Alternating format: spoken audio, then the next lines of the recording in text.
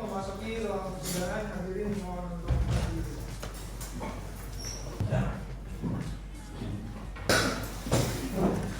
Baiklah, sidang pada hari Senin tanggal 22 Desember 2025 dengan nomor 85/IP/PN-UNIBA kami buka.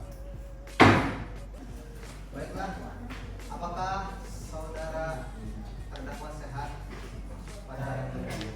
Siap mengikuti jalannya persidangan? Oke. Baiklah, silakan kepada saudara terdakwa untuk duduk di samping penasihat hukumnya masing-masing. Mohon untuk saksi terdakwa untuk berada di lapangan.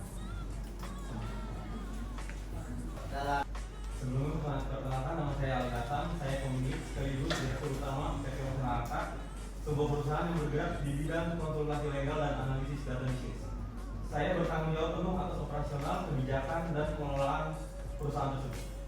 Silakan untuk saksi mohon memasuki ruang persidangan.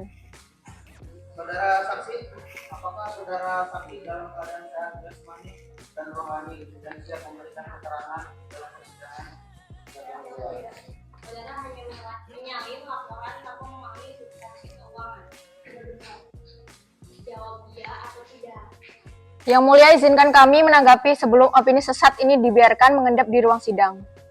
Penasehat hukum menciptakan ilusi seolah-olah kebenaran hanya boleh dinilai oleh ahli keuangan, di mana saksi yang di depan kita ialah penyidik. Padahal yang sedang kita uji di sini bukan neraca, melainkan niat jahat dan penyebaran fitnah. Keberatan yang mulia. Belum selesai, Yang Mulia. Lanjutkan. PH seolah-olah lupa atau pura-pura lupa bahwa penyidik tidak ditugaskan untuk menghitung laba rugi, melainkan mengungkap apakah klien saudara dengan sadar menyebarkan tuduhan yang ia tahu tidak benar. Di sini yang mulia menanggapi JPU tadi kita. Saudara, itu di situ letak masalahnya. Tanpa pemahaman keuangan, penyidik hanya menelan mentah-mentah klien lapor tanpa menguji apakah angka 1,8 miliar itu nyata. Yang kedua, kami menghormati bukti pinjam efek tertentu dan kami sebagai pihak tidak menyerang saksi. Kami menguji kompetensi. Bagaimana keadilan bisa tegak jika saksi yang dihadirkan tidak menguasai substansi yang diperkarakan yang mulia? Tidak, Yang Mulia, kami menyerang metode pembelian yang sesat. Kalau PH mau jujur pada forum ini, seharusnya PH bertanya, apakah klien saya memiliki satupun bukti atas tuduhan penipuan, bukan malah menyerang penyidik yang bekerja berdasarkan hukum. Keterangan yang jaksa penuntut umum bawa tadi mohon untuk dijelaskan. Hujatan berasal dari terdakwanya langsung, kemudian terdapat bukti chat pribadi Dimas kepada Farah untuk membuat postingan terkait Ali Hasan. Jadi terdakwa Dimas meminta Farah Sabila Putri untuk membuat hujatan tersebut di instastory Instagramnya karena tahu impact yang sangat luas yang ditimbulkan oleh Farah Sabila Putri. Saudara memiliki kewenangan akses penuh. Ya, saya memberikan akses.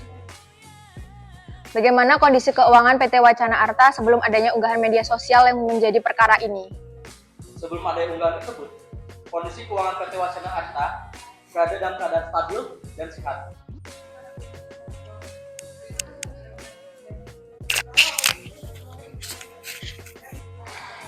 Silakan kepada jaksa penuntut umum untuk menjelaskan laporan audit internal. Pertama yaitu laporan audit internal, di mana laporan tersebut terdapat arus kas masuk dan keluar, tidak ada temuan negatif. Silakan penasihat hukum untuk memberikan tanggapan. Melibatkan kantor akuntansi independen atau hanya tim audit internal PT Wacanarta. Yang Mulia, ini bukan lagi pembelaan, ini pencemaran terhadap saksi di bawah sumpah. Penasehat hukum dengan enteng menuduh rekayasa tanpa satupun bukti, persis seperti klien saudara yang menuduh penipuan tanpa fakta. Pola ini sangat jelas, Yang Mulia. Klien menuduh tanpa bukti, PH membela tanpa dasar, lalu menyebut semua yang tidak sejalan sebagai rekayasa. Bagaimana penasihat hukum? Bukan asumsi, itu cermin. Yang Mulia, pembelaan ini bukan mencari keadilan, ini upaya menyelamatkan kebohongan dengan membunuh kredibilitas semua orang di sekitarnya. Kami di sini untuk memastikan hukum tidak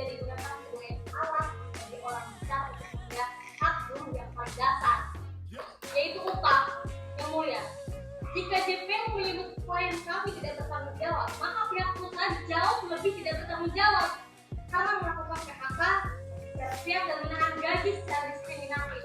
Sini saudara Mani keuangan menyatakan tadi. Di sini kalau sebelum adanya unggahan oleh terdakwa Dimas dan Farah, keuangan stabil. Tapi kenapa hak Dimas tidak dibayarkan oleh perusahaan tersebut? Baik, terima kasih kepada para saksi. Silakan untuk ambil akun di sana. Para terdakwa. Maka sidang ini ditunda dan akan dilanjutkan pada hari Senin tanggal 19 2026 dengan agenda saksi dari penasihat hukum dan keterangan terdakwa. Dengan demikian sidang pada hari ini dinyatakan ditunda.